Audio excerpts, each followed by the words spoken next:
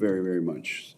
Senator Cotton. Gentlemen, welcome. I was at Fort Myer yesterday as the Old Guard recognized several persons as honorary members of the regiment for their critical work in getting the caisson platoon back up to limited operations, and also for their work at the Carter State Funeral, where the caisson platoon and its horses and horsemen so well represented the Army and the nation.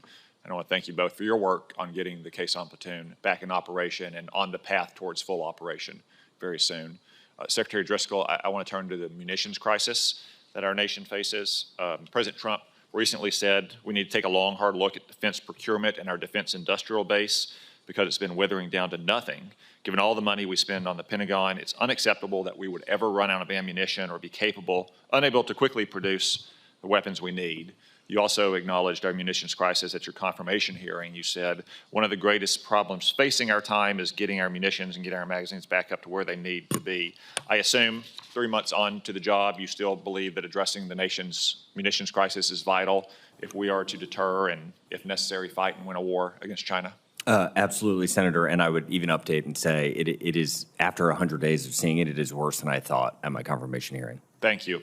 So do I and most members of the committee. That's one reason why I was pleased to see that the Army Transformation Initiative focuses on arsenals, ammunition plants, and depots, your organic industrial base.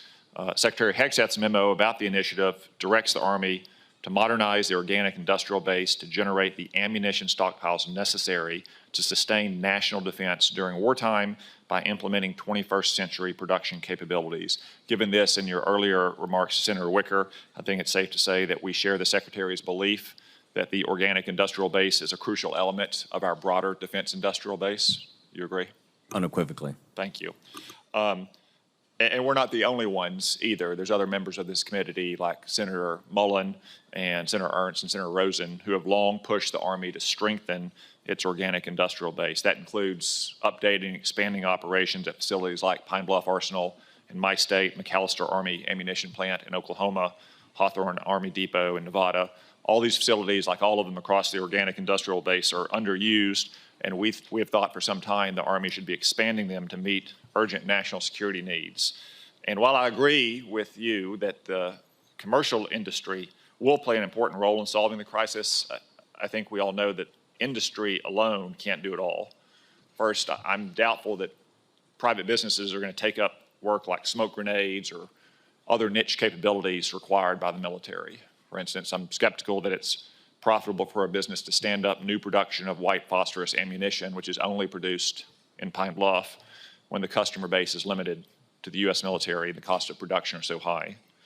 Just some rough back-of-the-envelope calculations I've made suggest it would cost around $500 million to replicate that capacity. And second, I think we've also learned pretty definitively over the last 3 years of the Ukraine war that our commercial industrial base, while vital, simply doesn't have the capacity to produce all the munitions that our nation needs and that our allies need, much less what we would need in a major conflict. So I think expanding munitions production, especially for necessary materials like nitrocellulose and RDX that are currently choke points in the munitions supply chain, will require us to leverage the inherent advantages of the facilities that you own, that the Army owns, those organic industrial base facilities like Pine Bluff Arsenal.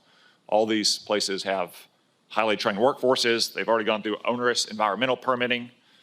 They can handle munitions. They have the infrastructure that would only be replicated at a very high cost over many periods of years. Standing up munitions factories from scratch would cost millions and millions of dollars, while expanding operations at these existing facilities that we already own is much less costly and more efficient. And given that, can you commit to all of us, as the chairman suggested, that we work together to create a plan to expand and modernize the Army's organic base, including facilities like Pine Bluff Arsenal? Senator, we absolutely want to work with this committee, and this is not intended to be a cop-out answer.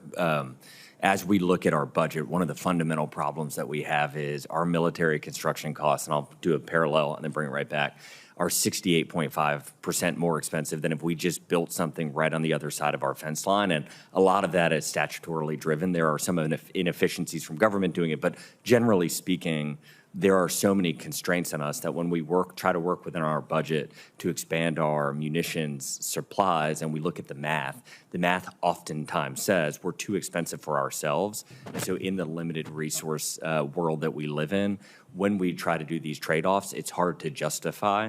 But working with this committee to try to streamline a lot of that, allocate additional resources, we are wholeheartedly in agreement that it is one of the most critical things for our country. Thank you.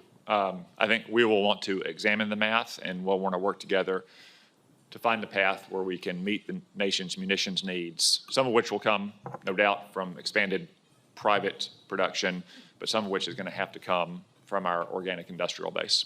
Thank you. Mr. Secretary, we also might want to work with you on alleviating some of the constraints you referred to that you mentioned make it more expensive to